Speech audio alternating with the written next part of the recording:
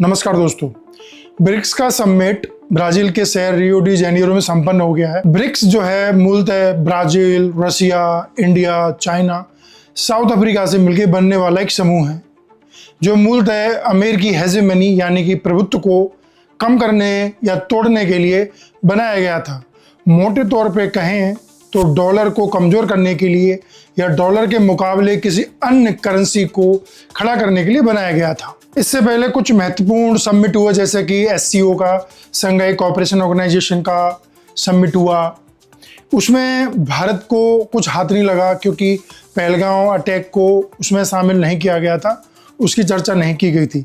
लेकिन BRICS summit में ये सफलता हाथ लग गई है। लेकिन ब्रिक्स में होने के बावजूद भी भारत अलग थलग पड़ता हुआ मालूम चल रहा है।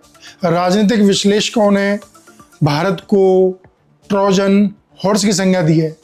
ट्रोजन हॉर्स क्या है? यस, ट्रोजन हॉर्स की संज्ञा इंडिया को अर्थशास्त्री और ब्रिक्स के पूर्व वाइस प्रेसिडेंट ने दी है। ब्रिक्स बैंक के एक वाइस प्रेसिडेंट थे बातिस्ता करके, उन्होंने इंडिया को ट्रोजन हॉर्स की संज्ञा दी है।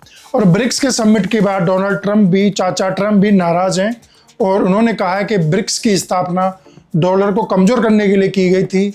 अगर वो ऐसे कुछ मंसूबे रखते हैं, अगर ऐसे कुछ काम करना चाहते हैं, तो अमेरिका ब्रिक्स देशों पे 10% की अलग से टैरिफ लगाएगा।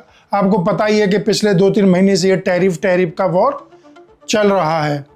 जब दुनिया में कोल्ड वॉर चल रहा था, कोल्ड वॉर में कुछ धुरी थे, उत्तरी ध्रुव या दक्षिणी ध्रुव, कम्युनिस्ट राष्ट्र, कैपिटलिस्ट जो रास्ते वो अलग थे। एक तरफ अमेरिका अगुवाई कर रहा था, एक तरफ रसिया अगुवाई कर रहा था। तो भारत ने नॉन अलाइनमेंट की नीति अपनाई थी। भारत किसी भी पक्ष में नहीं था, तो वो हर पक्ष में रहना चाहता था। भारत क्वाड में भी है। क्वाड में जैसे कि अमेरिका है, ऑस्ट्रेलिया, जापान है, इंडिया है, जो चाइना के प्रत्युत्तर के लिए बनाया गया। इंडो पैसिफिक में भारत की स्थिति को मजबूत करने के लिए बनाया गया। लेकिन वहीं ब्रिक्स अमेरिका के विरोध में बनाया गया, जिसमें भारत है। तो भारत हर जगह अपनी टांग डाल के बैठा हुआ है। तो इस पॉलिसी को, भारत की इस नीति को अब संदेहपरक दृष्टि से देखा जाने लगा है। जब देश दुनिया से कोल्ड वॉर खत्म हो गया है और मोनोपोली अमेरिका की लगभग चल रही है, पीछे से चाइना आ रहा है, तो ऐसी स्थितियों में भारत की हर ग्रुप में अपनी टांग अड़ाने की नीति को विश्वसनीय नहीं माना जा रहा है। आप एक तरफ रहेंगे तो आपको विश्वसनीय माना जाएगा, आपके प्रति संदेह कम किया जाएगा। लेकिन आप ब्रिक्स में भी होंगे, शंघाई कोऑपरेशन में भी होंगे, आप क्वाड, क्वालिलैटरल डायलॉग जो है उसमें भी होंगे, तो आपको संदेह की दृष्टि से देखा जाएगा और आप पे कोई विश्वास नहीं करेगा।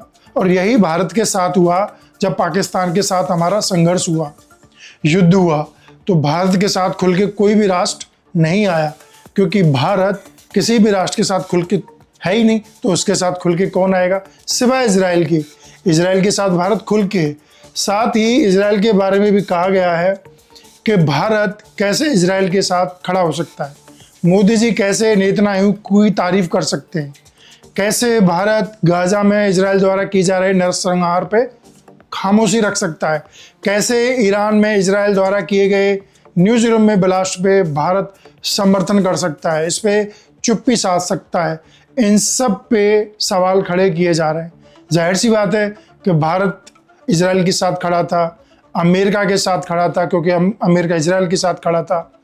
लेकिन अमेरिका तो पिछले युद्ध जब से हुआ है पाकिस्तान से, वो भारत के पीछे पड़ा हुआ है, भारत को निशाने पे लिए हुए, पाकिस्तान को अपने पास बुला लिया है। वहाँ के आर्मी चीफ मुनीर को लंच के लिए बुलाया, चीन से भी बातचीत करने को तैयार, लेकिन भारत अमेरिका के टारगेट पे, क्योंकि अमेरिका भी भारत को जिस तरीके से मदद करता आ रहा था। जॉर्ज डब्ल्यू बुश ने असैन्य परमाणु कार्यक्रम हमें मदद करी, बराक ओबामा ने करी, और उसी नीति को लगभग बाइडेन ने भी फॉलो किया। और पहले कार्यकाल में ट्रंप ने भी भारत को अपनी खुफिया जानकारी साझा करना प्रारंभ किया था।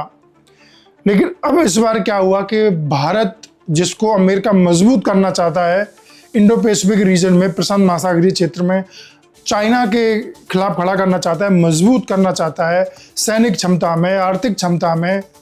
अब अचानक से वो क्यों मजबूती नहीं करना चाहता? क्या यही तो कारण नहीं है कि भारत ब्रिक्स में भी शामिल है, शंघाई में भी शामिल है और क्वाड में भी शामिल है? तो विश्वसनीयता भारत की कमजोर होती जा रही है। क्या भारत को विदेश नीति बदलने की, सोचने की जरूरत है? क्या उसको एक खेमा पकड़ लेने की जरूरत है? आपको क्या लगता है? कमेंट करके अपने विचारों से अवगत कराएं कि क्या भारत को शीतकालीन शीत युद्ध के दौर से निकल के जो नॉन अलाइनमेंट की नीति उस समय कारगर थी, शायद इस समय कारगर नहीं है, और भारत को एक गुट पकड़ लेना चाहिए, चाहे तो रसिया चीन का गुट पकड़ लेना चाहिए, चाहे अमेरिका का गुट पकड़ लेना चाहिए। हालांकि आज की दुनिया में ग्लोबल पॉलिटिक्स इस तरह की है कि आप जिसके साथ दिखते हैं, लेकिन जब जरूरत पड़ती है तो आप साथ होते नहीं हैं। ईरान अकेला पड़ गया था युद्ध में, उसको उम्मीद थी कि रसिया और चाइना को उसकी मदद करेंगे, लेकिन नहीं। वही चाइना सऊदी अरब की मदद तो करता है, कुवैत की मदद तो करता है, लेकिन ईरान की मदद नहीं करता है खुल के। ऐसा क्या हुआ? क्या मुस्लिम कट्टरवाद के खिलाफ चीन आज भी खड़ा है? चीन में मुस्लिम कट्टरवाद के खिलाफ नीतियां देखी गई हैं, एक्शन देखे गए हैं, लेकिन जब पाकिस्तान की बात आती है तो चाइना उसको गोद में लेना चाहता है, खुल के समर्थन करता है, तकनीकी देता है, हथियार देता है, पहलगाम अटैक करने के बावजूद भी उसको खुला समर्थन देता है। इसका मतलब क्या है कि जरूरत के हिसाब से, अपने इंटरेस्ट के हिसाब से हर देश आज की ग्लोबल पॉलिटिक्स में अपना पैंतरा आजमा रहा है। तो क्या भारत को भी ऐसे ही पैंतरे आजमाने की जरूरत है?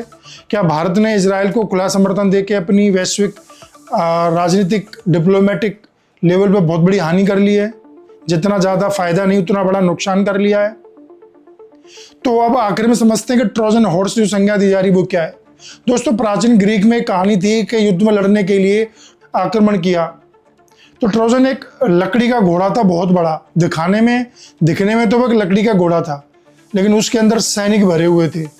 जब वो सीमा पे भेजा गया तो उसमें से बहुत सारे सैनिक निकले और वो दुश्मन सेना पर टूट पड़े। यानी कि ट्रोजन हॉर्स एक संदेह का दूसरा नाम है, डाउटफुल का, जो विश्वसनीय नहीं है, जिस पर विश्वास नहीं किया जा सकता है। और वही ट्रोजन हॉर्स की संज्ञा भारत को दी गई है। ये अच्छी बात नहीं है, ये नेगेटिव इमेज भारत की बनती जा रही है अंतर्राष्ट्रीय परिदृश्य में। मोदी जी को ये सारे देशों से तमगे लेने, अवार्ड लेने, वहाँ के बेस्ट सम्मान लेने के बजाय विदेश नीति को संतुलित प्रैक्टिकल करने की जरूरत है। विदेश नीति को इस तरीके से करने की जरूरत है कि जब हम युद्ध में हो तो हमारे साथ कम से कम 4 देश तो खुल के खड़े हो सकें। जिस तरीके से तुर्की, अजरबैजान, चाइना, अमेरिका, पाकिस्तान के साथ खड़े हो गए, वैसे हमारे साथ कम से कम 4 देश तो खुले हों। हमारा एवरग्रीन फ्रेंड रसिया भी हमारे साथ खड़ा नहीं हुआ।